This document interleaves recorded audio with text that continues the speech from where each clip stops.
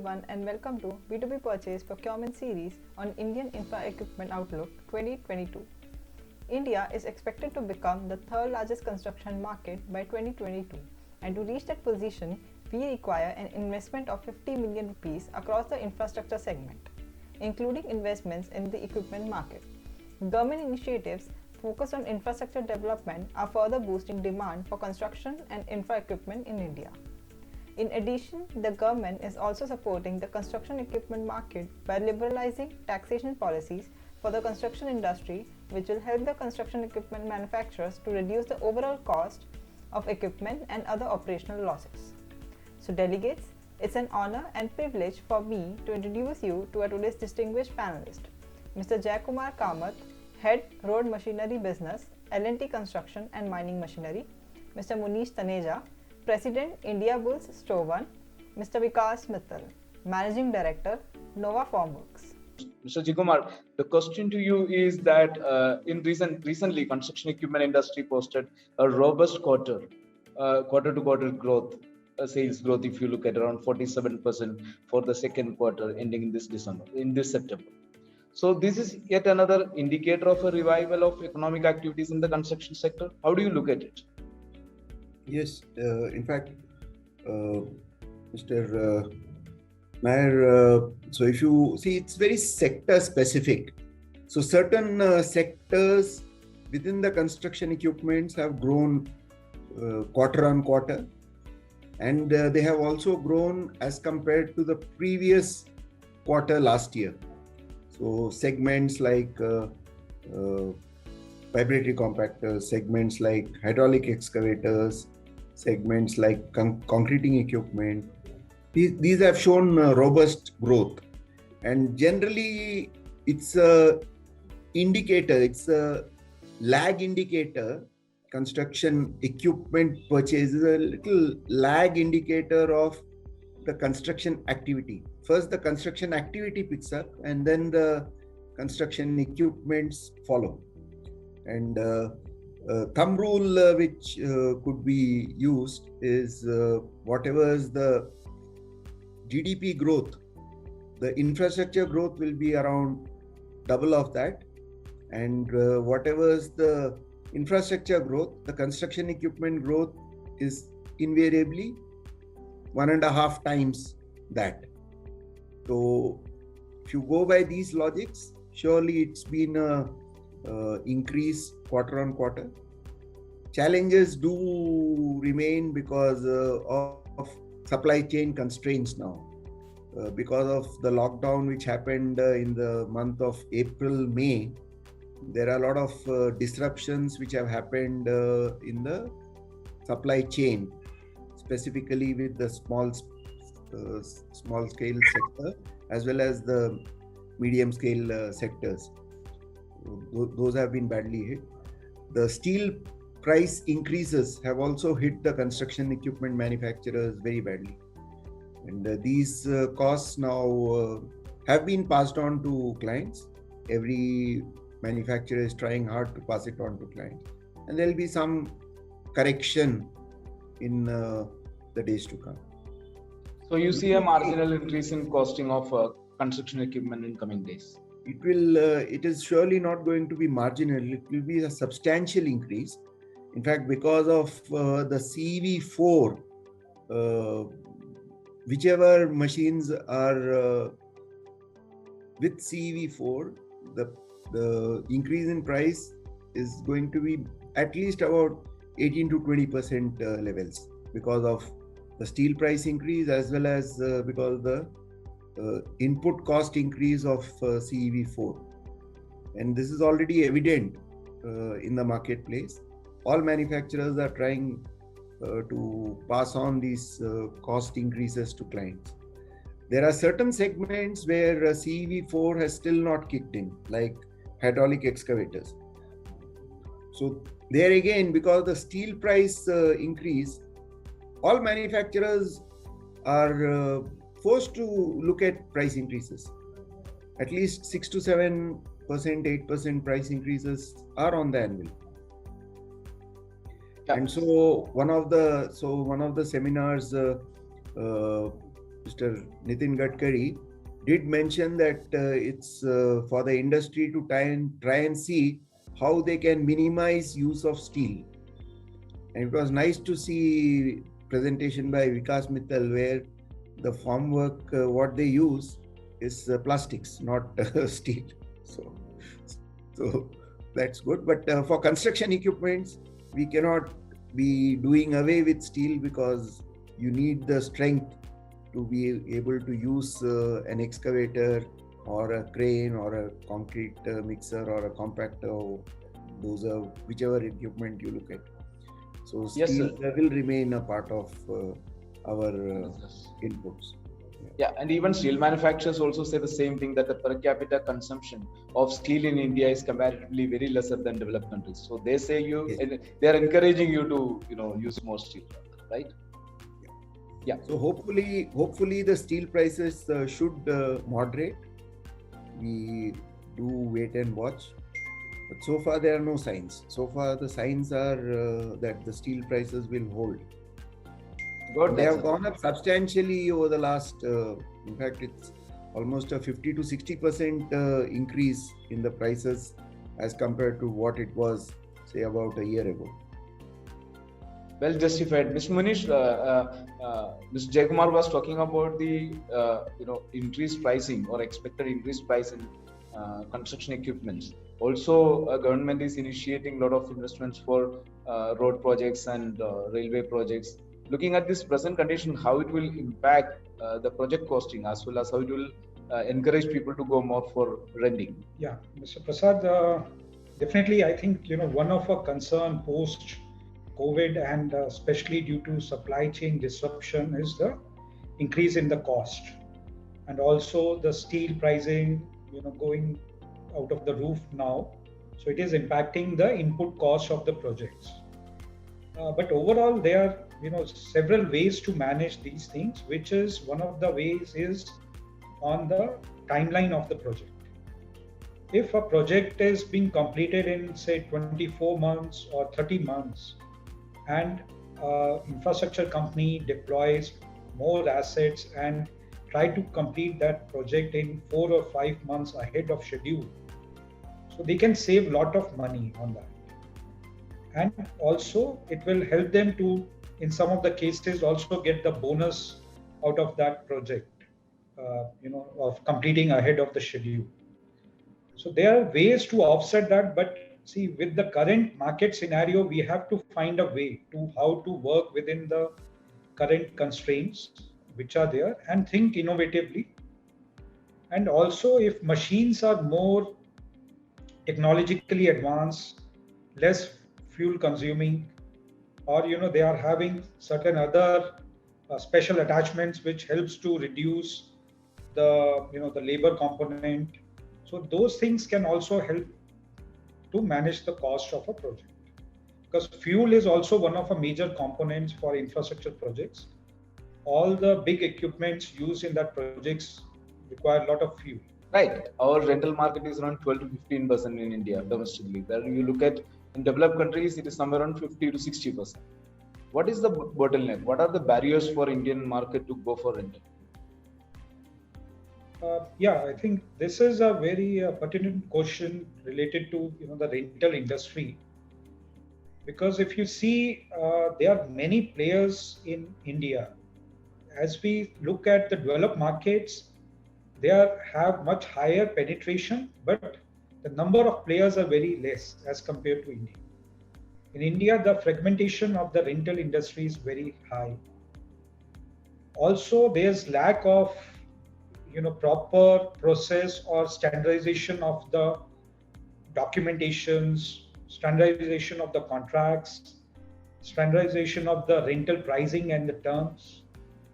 So these are some of the issues which doesn't help big investment into the rental business.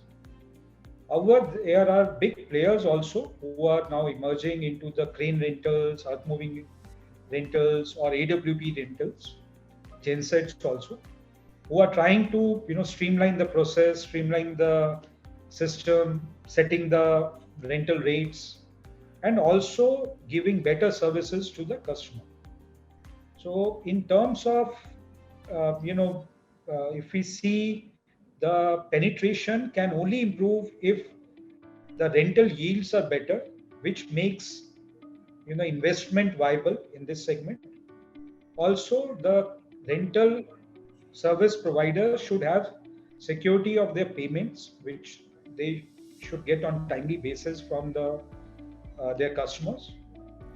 And also, there should be RTO, and like earlier also Mr. Jayakumar mentioned that there are certain challenges on the ODC charges levied by different states. So we feel that like GST, we have now a standard one tax all across the country. Similarly, we should have RTO as well as for the logistics, any taxes or penalties are there, that should be standardized. This will also help rental companies to work on pan-India basis and also offer their services to their customers at remote locations or at different states. So still, these are certain bottlenecks which doesn't allow a rental company to expand too much, or lot of new players also who want to enter into an Indian market see these as a bottleneck. Yes. Thank you so much, Mr. Manish. Jayakumar, sir, I'm coming to you. Before that, Mr. Vikas, whatever the conversation we are having here, a lot of points are coming up. How far it is significant for the formwork business? Definitely.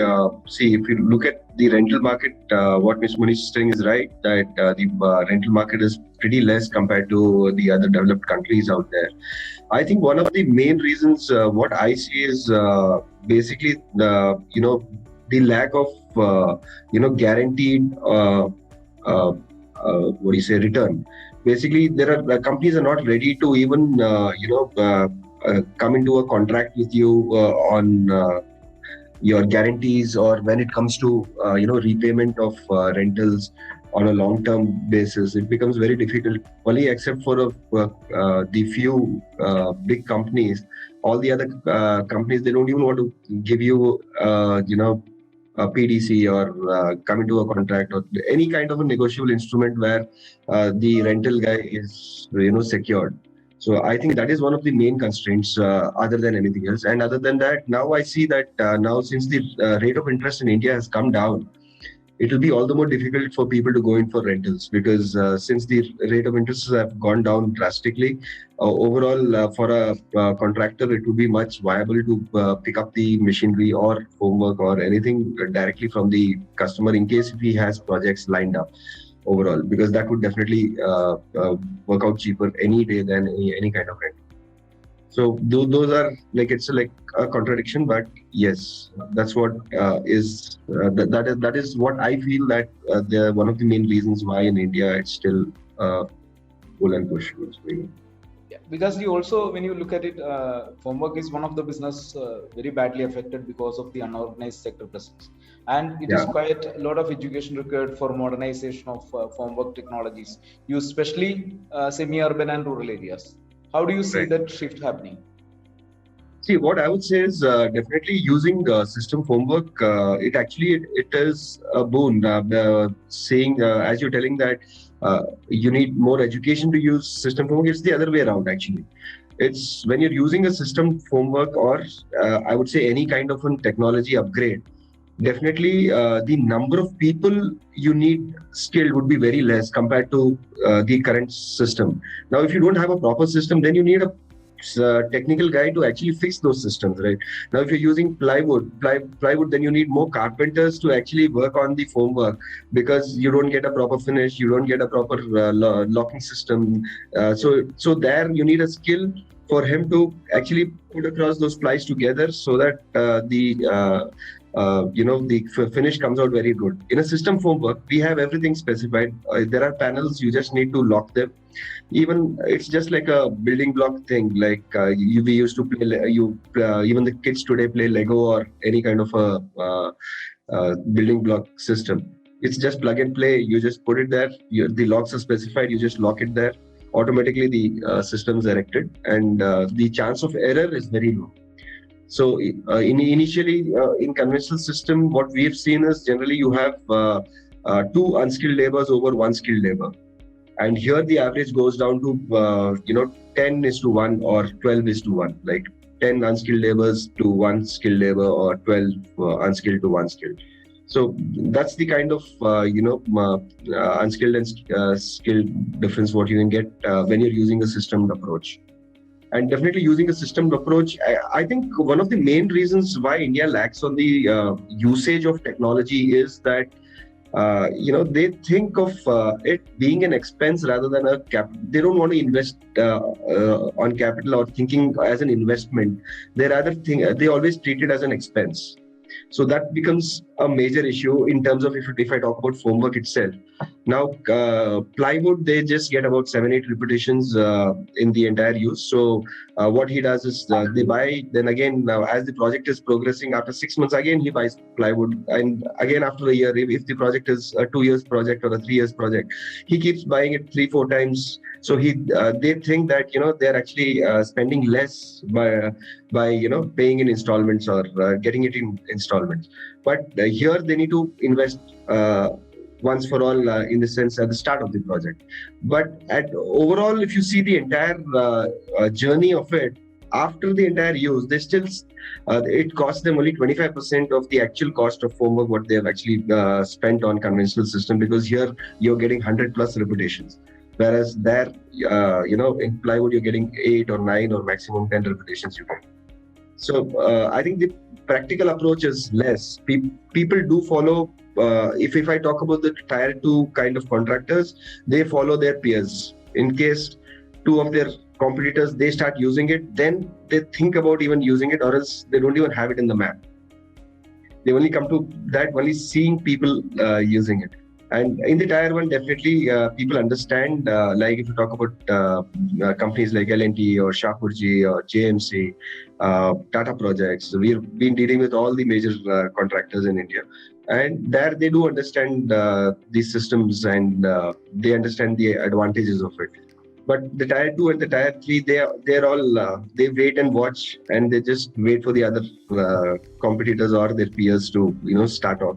And then they start thinking on those terms. So from the safety point of view, is there any possibility for a standardization for formwork systems? Right now, if you see, because of RERA coming in and everything else, all these systems being more stricter, definitely people are going in for systems. In fact, I'll tell you, overall, in these last 8 years, just before the pandemic, if I talk about, we had about a very standard 12 to 15 contractors whom we are dealing with regularly. But after the pandemic, last year we've added about 40 new accounts in the last year itself. And this year, we've already touched about 60-65 new accounts. Even from people starting from the tier 3 or tier 4 also, I would say that they just want to try and they want to see the difference between what they're already using, and they want to go in for a systemed approach or a more better finish they require, or they require to be there in better than their competition. Definitely, that is a significant outlook about formwork business. Mr. Jaykumar, the question is about, you spoke about the modernization which is happening in the equipment front, especially technology aspects. So one of the delegate was also asking a question, Mr. Shailesh Bhavsar was asking how this modernization can be adopted to reduce the cost of maintenance. It's one of the major concern for every equipment owner, right? Even especially when you say that the costs are going to get increased, how this modernization is going to help in easy maintenance. So if you look at the trend which is seen, more and more telematics is coming into the equipment, which means remotely the machine can be monitored. And now with the CEV4 norms coming in, the engine also gets monitored. So the engine itself, the sensors fitted on the engine can display fault codes, and they will not allow the engine to destruct. The engine will derate itself if in case of a fault. So to that extent, investment into equipment which has all these modern gadgets available would be better off for a client, though the initial investments would be a little higher. Now, coming to maintenance, if you follow the periodic maintenance, a basic thumb rule. If you follow the periodic maintenance and if you are willing to do preventive maintenance, you can avoid breakdowns, because the breakdowns would be at least 5 to 6 times more expensive than your expenses involved into regular maintenance or into preventive maintenance. Unfortunately, it is yet not fully dawned upon people to go in for. Many customers have started to do periodic maintenance, yes, but to do preventive maintenance, that concept people are slowly learning, and most people end up in a breakdown and then look for a support system to set it right, where it is expensive. Now, with the equipments getting remotely monitored, the machine itself gives early warning signals of the deterioration in a particular component. So you could do preventive maintenance to avoid getting into a situation of a breakdown. And machines which have this are sold at a premium in the market. So if you look at the Komatsu machines which L&T offers, these are all fitted with contracts, and these have evolved over the last 10 or 15 years. So the data which Comtrax collects is enormous, and that helps the client get a much better life out of the equipment. Okay, thank you, sir. Mr. Manish, Mr. Jaykumar said about the expected increase in the pricing of construction equipment. Do you see that it will encourage people to look for used equipments? Mr. Prasad, definitely see used equipment is always an option in India, and where there's a huge market for used equipments.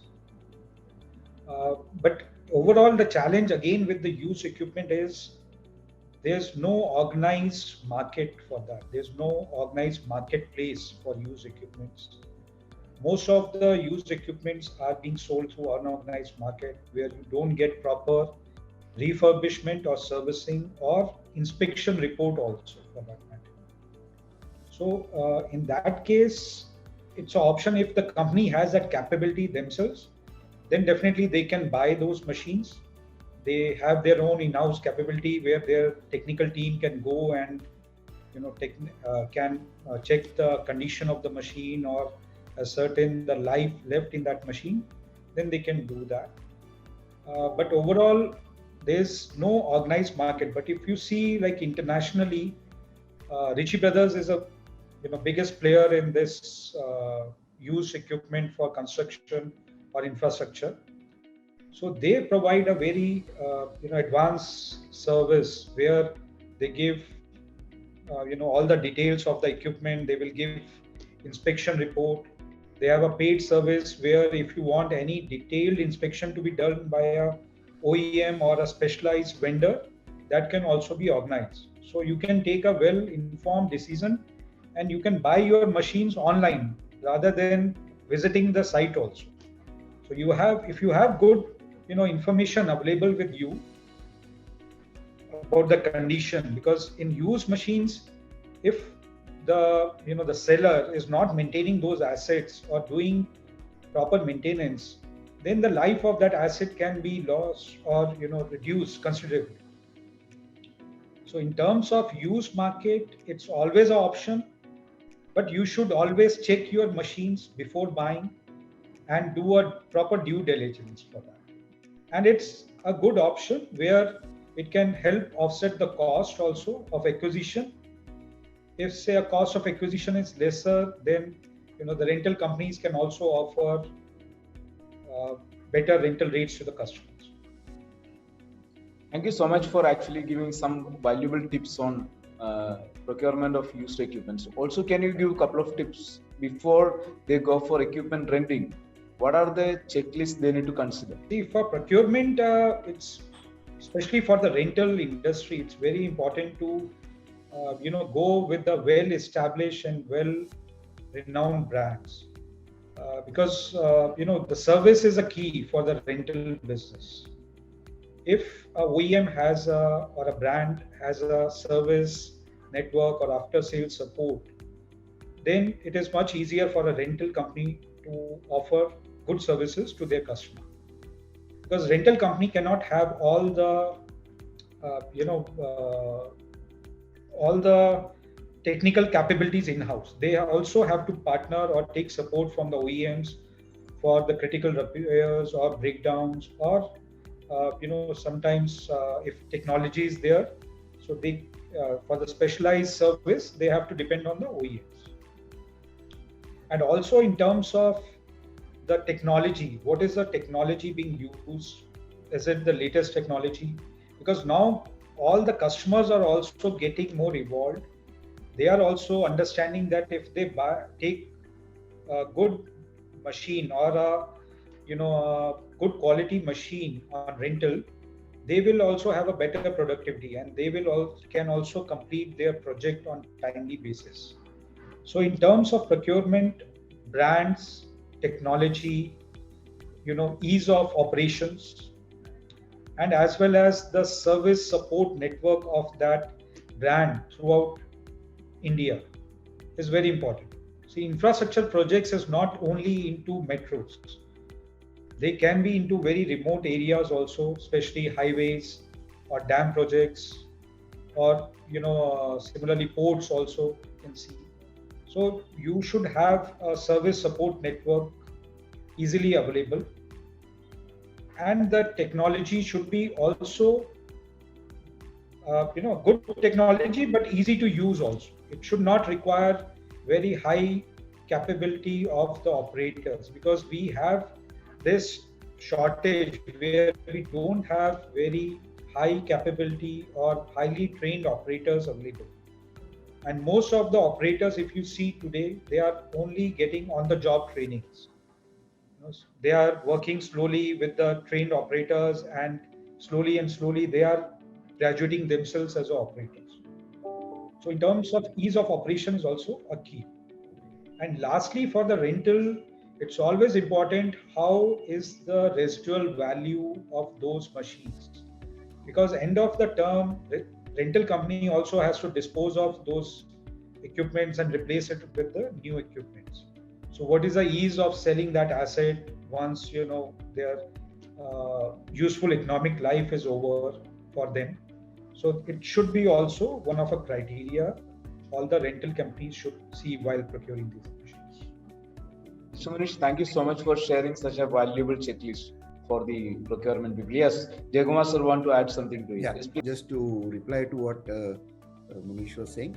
Manish, at L&T, we are accredited with NSDL for training operators, and we do regular training of operators, maintenance staff of people, and we have also started the used equipment business. So we buy equipments from market, we refurbish the equipments in our service station, and then we sell it with warranty as a used equipment. It's still at a nascent stage. I can read in the chats somebody asking how mature is the used equipment market. So it's still not reached a stage where you could track it. It's still very nascent, small numbers, mainly because when you go in for a used equipment purchase, you need proper documentation to be done. You need to have a proper original ownership document with the client, and there are many challenges of that type. But surely this will become an option for clients, specifically when the new machines become more costlier. Then people will look at the value which is there in used equipment. like probably in the car market, right? On the flip side of it, the newer equipments start to give lower and lower fuel consumptions, better and better monitoring in terms of remote monitoring. So a machine which is say a 10-year-old machine, there's no way it's going to have remote monitoring. So, and the fuel consumed would at least be 15 to 20% higher as compared to the latest models of machines which are coming. So it does have a bearing on the operating costs in the long run. Yeah, thank you so much for that update. Jaykumar sir, thank you so much for that update. We'll come back again. Mr. Vikas, we are talking about updation of technology or upgradation of technology and use of digital technology in construction. How digitalization is impacting your business? In our work, definitely digitalization is not really possible in terms of putting up with the homework or in terms of execution of the work. But yes, on the front of meeting people or in fact having meetings, that has really already gone a long way through, or else for every kind of discussion we had to be there in person to discuss it with the people. Now, at least thanks to Zoom and all the other video conferencing softwares and technology, at least our transport costs have gone down comparatively. We've saved on a lot of expenses on moving from offices to offices comparatively, where our number of visits have gone down drastically in terms of for business negotiations. So that has definitely helped. And other than that, anyway, even before the pandemic or digitalization, the other works were happening anyway on the digital platform. But yes, on the construction front, if you look at the buildings and stuff, lot of on the like for the contractors, they have reduced a lot of costs and other need of people because of digitalization. Probably even the flexibility of designs for the formworks also must have got improved because of digitalization. I think that was already there. That was already there before. People were already using softwares and people were already into that thing. So those in digitalization, you mean, okay, with the new technologies coming in with 3D and all the other latest modeling and all those things. Yes, definitely. But that is anyway that had to happen otherwise as well. Yeah, actually, when we talk about digitalization, Mr. Jaykumar, you have a lot of customers owning your earlier products. I mean, even fleets of products, and you are bringing up new technology, innovative technology products as well. So, how will you upgrade the entire fleet to, for them to manage it easier? Are you proposing any platform for that? So we do have an option of retrofitting of this component on existing machines. But in terms of acceptance by the clients, it will take a little time for the acceptance among customers to grow, because most of them would tend to be happy with what they have and not try to get someone to monitor it for there's a resistance to change, right? So why do I need to get a call from the manufacturer recommending a preventive maintenance? Is it not better for me to continue the way I did in the past of running it to destruction and then calling the manufacturer for support? Got that. Mr. Munish, Mr. Das, one of the delegates, is putting a comment with too many models coming up in the market, equipment market, from existing as well as new entrants in the industry. Will it really help the business growth for OEMs at large? What do you see? What is your feedback? Of course, it's always a welcome this thing to have new entrants coming up with new technology and better equipment quality as well as better pricing. So if new entrants are coming with some added advantage, definitely there will be a market for that, and it will help to evolve the market.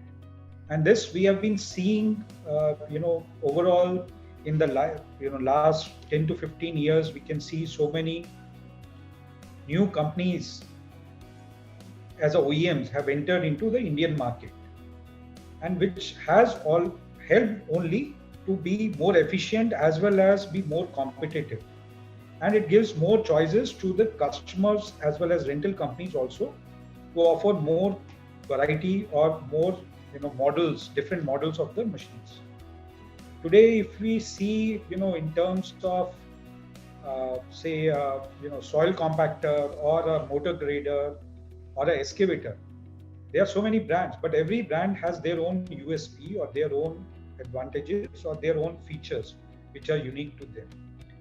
And depending on your pricing, your requirements, you can choose that. Earlier, if you see 15 years back, you will not have so many options. You had only few options to choose from, and now the market has improved, and this makes OEMs also more tuned to the market needs. So they have to also adapt themselves. Existing player will also upgrade their technology and will be more competitive. And also, sir, see, you have a well-fit range with you, and how you are planning to upgrade in terms of modernization of your equipment range. Yes. See, as I mentioned earlier, also it's very important for a rental company to keep upgrading themselves and be, at par with the current market trends in terms of the models or the technology being used in the equipment. So we, since last couple of years, have been very much focused on replacing our old machines with the new machines, as well as refurbishing some of our old machines where we see a value, and tying up with the OEM for refurbishment or upgrade of those machines.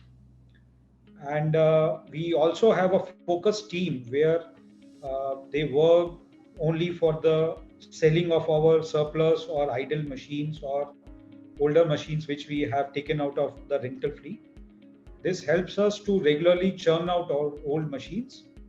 And we also tie up with certain used equipment service providers to discard our surplus or idle machines and replace it with the newer machines. And in this year also, we have been already working on that, and we have a target in next 2 years to again replace our 15 to 20% of our fleet with the newer. Very impressive. Thank you so much for that update. Mr. Vikas, can I request you to give a closing statement for this session? I would just like to say that since India is going to the next level of the construction industry in India is actually moving at a much faster pace than it was moving yesterday, and definitely tomorrow it will be moving at a much more faster pace. We should embrace the change, and we should adapt to the new technologies, and people should come forward and use the system homework as well as the technical all the equipments which are technologically upgraded, so that their work is easy as well as the output is good enough.